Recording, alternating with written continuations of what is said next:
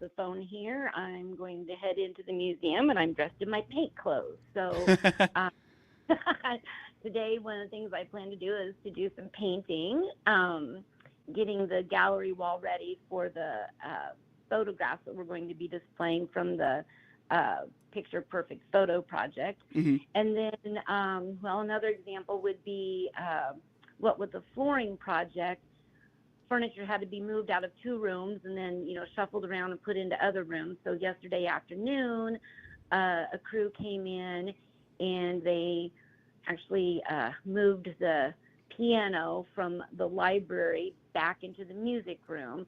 So a lot of furniture rearranging, just, like little maintenance things that we take care of. And then, other little details like signage and this and that and whatnot.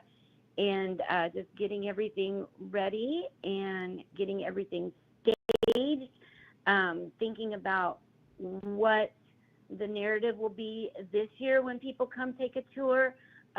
Every year, it's not the same narrative that I present year after year after year. Hmm.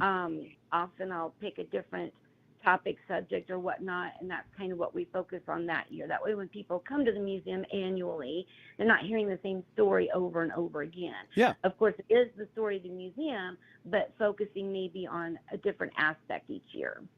Yeah. So are you able to say, or is it a surprise when you guys open, what your kind of theme is going to be this year? Well, I think this year we're going to focus a little bit more on the C.H. Moore and Abraham Lincoln connection. Yeah. There are a lot of really strong ties between the two men that a lot of people don't realize. Interesting things about the two men and their lives and the friendship they shared and their partnership and, two of them, doing their lawyering work together and whatnot. So focusing on that. And then that is also, you do not have to be from the DeWitt County area to find that narrative to be interesting, right? Everybody knows who Abraham Lincoln is. Everyone knows the big Lincoln story. But the story of who Abraham Lincoln was before he became the 16th president, the Abraham Lincoln of the Illinois Prairie, and what were his experiences here, what were his connections to the people of DeWitt County, like C.H. Moore and the other people of the county, what were Lincoln's experiences here. So these are stories that are lesser known, so you can come and you can hear about someone in history who we all know who Abraham Lincoln is, Hmm. but you're going to hear stories that you didn't realize, stories that took place here, right here in DeWitt County. Well, I have to go off on a little bit of a tangent here, Joey. I'm sorry, but I went out to Springfield for the St. Patrick's Day parade, and I was with some friends, and I heard that there was going to be an Abraham Lincoln impersonator in the parade, and I was like, oh my gosh, I hope it's the same guy from Apple and Pork, and it wasn't. And you have it was weird how sad it made me that it wasn't the guy from Apple and Pork. Well, by chance, I'm guessing that the Abraham Lincoln that you saw, which we all do love our Abraham Lincoln, that would be Mr. Kevin Wood, which I just sent him an email the other day, and it just tickles me because our Abraham Lincoln from the Apple and Pork Festival, when we email back and forth, he will sign it Abraham Lincoln, and I address it as dear Mr. President. So it's really cute to email back and forth to Mr. Lincoln. But the Mr. Lincoln that you saw was probably Fritz Klein. He's a fantastic Lincoln impersonator also. And I have a funny little story. He actually does have a connection to the museum. And when I run into him, he brings this story up every time. He will never forget the time that he spent in Clinton. Years ago, National Geographic filmed a documentary at the museum. Hmm. And it was called Lincoln's Secret Killer. And it had to do with current research at the time about whether or not Lincoln had a certain disease, and if the bullet wouldn't have taken him, would this disease have taken his life? Interesting. So anyway, Fritz Klein was the Lincoln for this filming. This lasted a few days. Hmm. And it was funny. You see him pull up, and he looks like Mr. Lincoln, but, he's wearing regular street clothes, which is a little odd. Then he changes into his clothes, and he becomes, Mr. Lincoln. He's in costume. And so then over the 2 days of, filming this, he goes from, looking healthy and being happy to, then getting older, the makeup changes and whatnot. And then, in the end, I was actually an extra in the filming of this. I'm sitting by his bedside and watching him die. Oh my and gosh. Then he was even worse, because then we laid him out on the library table in the library, and that's where the autopsy scene was filmed. So you can imagine how bad Mr. Lincoln looked by the end of that day. Well, the end of that day, it was January. It was terribly foggy outside, just like freak fog. Mm-hmm. And Mr. Lincoln had to drive back home to Springfield area. And Mr. Lincoln thought that he was going the speed limit, but apparently he was not. And the police didn't think he was either. So he was pulled over.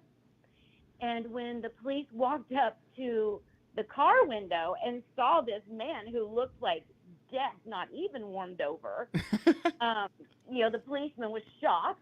And Mr. Lincoln wasn't sure why he was getting this reaction, because he had forgotten that he was in this, makeup of, a corpse.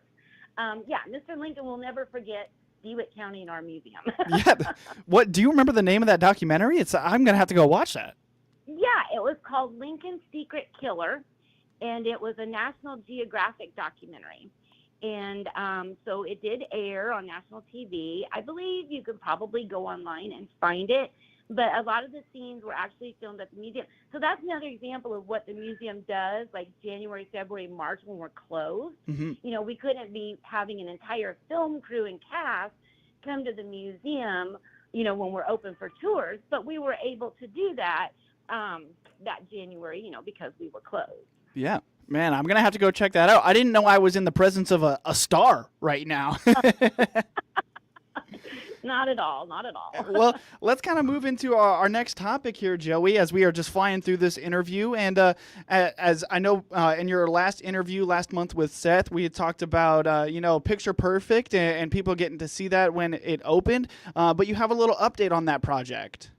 Yes, there's actually going to be a delay. My hope had been that I would be able to have all of those images on display with all the text panels and have that up and unveiled on April 1st.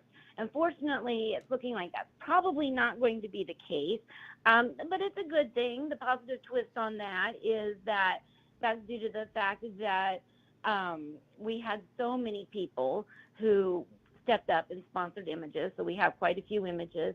And while almost all of the images are back from the photographer, we still need to have all of the text panels done. So I'm still working on researching the text panels, that go with each image. It's, you don't want to just present a picture and you don't know the story behind it. So, obviously that takes a little time. So rather than rushing it along and not having it be top notch, we'll just have to wait, and hopefully in a month, when we're talking again, I will be able to let everyone know that those things will be unveiled. So I will keep you posted. Really excited about it. The images turned out great.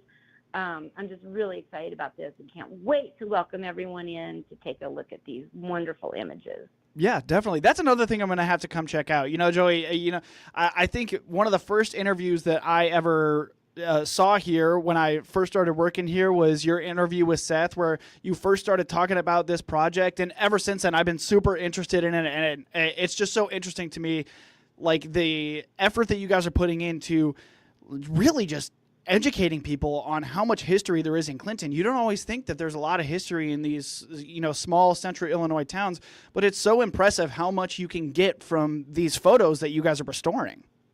It really is.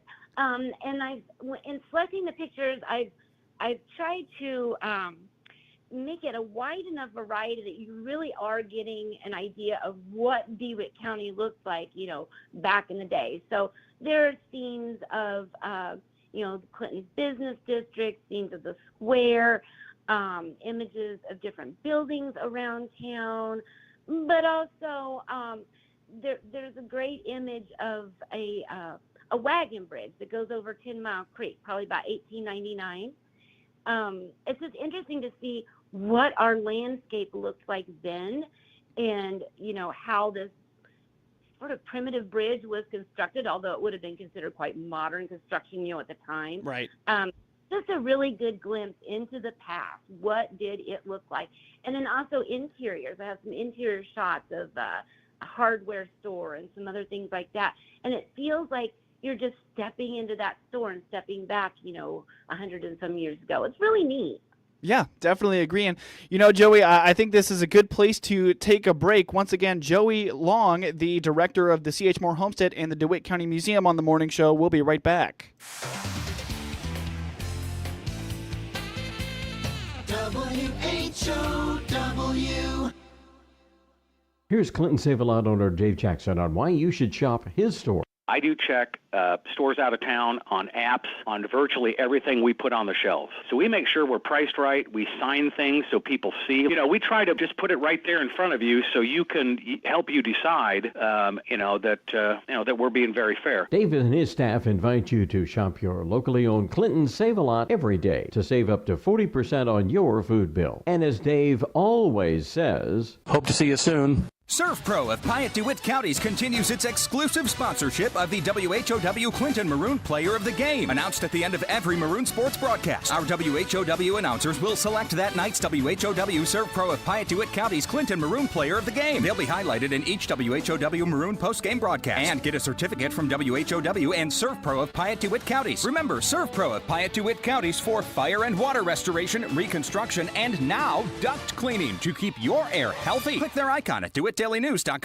We value your trust in us. This is Scott Baum from Baum Chevrolet Buick here in Clinton. Yes, our goal is to earn your trust each and every day. That's why we have prices posted for each car, truck, and SUV, new or used, on our lot or on our website. Currently, we have a great selection of new and used Silverados priced to move in 1500, 2500, or 3500s. Come see us and all our inventory. Baum Chevrolet Buick. We want to be your trusted transportation option. BaumChevyBuick.com, right from the start. SIU Family Medicine wants the best health for you and your family. Be a champion. Protect your loved ones. The SIU Center for Family Medicine of Lincoln is accepting new patients. Click their icon at DeWittDailyNews.com to schedule your appointment. Hi, I'm Brett with Central Cremation Center, and we proudly serve all of Central Illinois. We offer the most affordable and convenient arrangements in the area with plans starting at just $795. Many of our plans are available by clicking our icon at DeWittDailyNews.com. Your friend in Central Illinois, WHOW. It's the WHOW Morning Show. I'm Ben Hubbard, and we continue with our guest on the phone, Joey Long, the director of the C.H. Moore Homestead and the DeWitt County Museum. And Joey, in our first segment, you highlighted some of the projects that you got going on. You're going to paint today, which I hope you're not doing by yourself. I hope you got some volunteers or some friends to help you. But what's been going on as far as maintenance getting ready for the grand opening for the season on April 1st? Well, right now they're looking at some projects that will be they'll be taking on pretty soon, especially with spring arriving. So I know that the board has planned some landscape projects, some tree planting and other things along those lines. They're looking at installing some lighting at the entry gate and just a few other projects along those lines, just getting things tidied up, stiffied up. You take care of what you have, and it will last you a long time. So that's the thinking there. Yeah. So tell me a little bit about where the funding for these projects is coming from. Having a new floor go in or painting or all of these projects, it's got to rack up. How are you guys paying for these? Yeah. So all of these things certainly do require money. Museum actually is privately owned and funded. So no tax dollars go towards the maintenance and operation of the museum. So the money that we operate on comes from memberships, donations, admissions, and then fundraising events, which of course the largest of those would be the Apple and Pork Festival. So by far it's the Apple and Pork Festival, that allows the museum to continue on. So that would be where the money comes from to not only take on these projects, but to also allow us to operate as we do as a museum. Definitely. And, as the Apple and Pork Festival comes every year and it just seems like it keeps getting a little bigger every year, do you find yourself kind of thinking of maybe more ambitious projects that you can work on the house? Do you mean as far as hoping that the income from the festival would allow us to do more things as far as maintenance on the house? Yes. Is that your question? Well, I'm not sure about that. It's actually the board, that makes all those decisions and decides what's a priority and whatnot. I know there are a few things that are on their minds, like we just did the flooring, in the formal parlor and in the music room, which that certainly needed to be addressed. And I'm so glad that the board really took into consideration what would be appropriate, what would be right, what is appropriate and fitting for the house in the period. Mm-hmm. There is a room upstairs where the carpet definitely is not in very good condition. For now, the plan is to take up the rug that was on the floor in the formal parlor and put it upstairs into that room. That's probably one of the things that's on their mind down the road. Mm-hmm. I know that they're looking into purchasing a new apple butter barn, the barn where they sell the apple butter during the festival. The barn that's being utilized now is in pretty bad condition. So yeah, a lot of things that they have on their minds and planned, and that just action is taken, as they plan for these things and budget them out, and then they decide, when the appropriate time is to act on them. Yeah, definitely. And so I feel like the last couple months with you, we've been highlighting the season opening on April 1st. Super excited for that. But what comes after that? Do you guys have any events scheduled for the summer or anything we should be looking forward to? Oh, we sure do. So it's going to be another exciting season. So we open for this season on April 1st. And then on the last Sunday of April, we are going to be welcoming my dear friend Guy Fraker to the museum. Mr. Fraker's written a couple of scholarly books on Lincoln. He does tours on Lincoln. He gives talks on Lincoln. So we are thrilled to be welcoming him to the museum in April. His topic is going to be Abraham Lincoln and Anne Rutledge. Anne Rutledge and Abraham Lincoln spent time together in New Salem, again, talking about that Lincoln before he became president, right? Illinois' Lincoln. Mm-hmm. And Anne Rutledge is supposedly was Abraham Lincoln's very first sweetheart, but he lost her when she passed away. And so this is something that Mr. Fraker has looked into and studied, and he's going to share his insight into that relationship. So that's a free event that will be taking place in the Carriage Barn in April. Mm-hmm. Then in June, the board has scheduled an open house where everyone can come and take a look at those new floors and everything. Then the entire month of June, we have the quilt show. There's another free presentation scheduled for August that deals with the history of honey. Then, of course, we have the Apple and Pork Festival, and that is followed by the holiday season, which brings us Santa Night, the carriage rides, and candlelight tours. So that's what is scheduled for now. I wouldn't be surprised if they don't, throw in another event or two, just to add a little bit to the variety here. And so, yeah, it will be, right from April all the way to the end of the year. It's going to be a lot of activities and special events taking place at the museum. Yeah, sounds jam-packed. Tell me a little bit about the quilt show that you mentioned. Oh, the quilt show is one of my favorite events.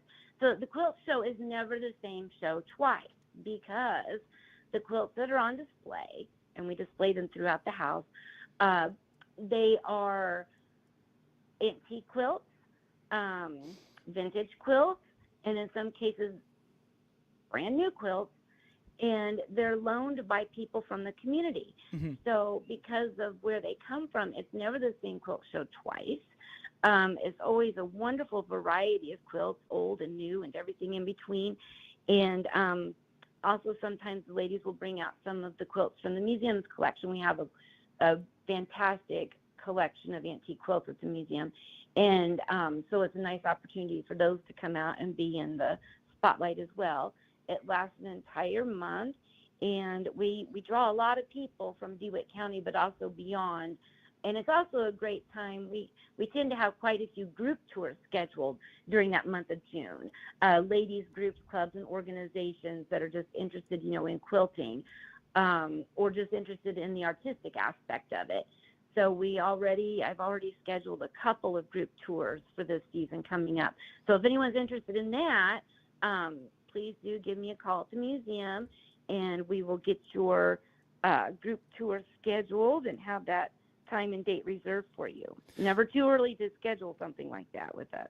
Yeah, so do those group tours, do they include things like field trips? Are you guys bringing schools out to the museum? We do have schools come to the museum from time to time. And in fact, we will in May, we will have Ag Day. We'll be hosting that at the museum. Nice. That's something that we do in partnership with the DeWitt County Farm Bureau. So all of the fourth graders in the Clinton School District come and spend the day with us out there at the museum, learning about the history and future of agriculture. We like that. But yeah, so we get, as far as group tours, we do, like field trips. But then also, like I said, there's like church organizations, seniors clubs, ladies groups, or just a group of ladies. A lot of times there'll be a group that will schedule a time with us, and their plan is to have a day of Victorian era. So they'll eat at La Ti Da Tea Room for their lunch, and then come to the museum, or come to the museum and go to La Ti Da, just for a nice day of girls out. So all kinds of reasons to get together and come and spend a few hours with us at the museum as a large group. Yeah, awesome stuff. And as we just about have 30 seconds to go here, Joey, where's the best place for everyone to find out about all that's going on at the C.H. Moore Homestead? The most current information would be on our Facebook page, and you can find that under C.H. Moore Homestead and DeWitt County Museum, or they can go to our website. It's www.chmoorehomestead.org, or they can give me a call at the museum anytime. Phone number there is 217-935-6066. Awesome stuff. Thanks so much for your time today, Joey. I appreciate speaking with you. Everyone have a great day. Yep, that's Joey Long, the director of the C.H. Moore Homestead and the DeWitt County Museum on the WHOW Morning Show.